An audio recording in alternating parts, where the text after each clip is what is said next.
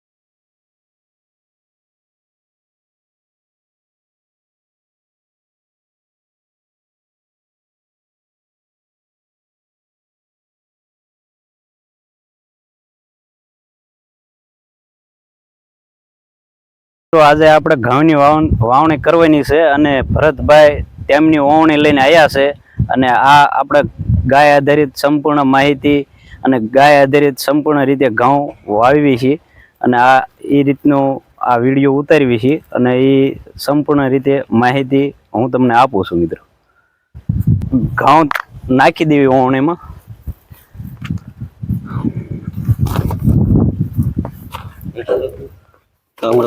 હા, તમે નથી દો.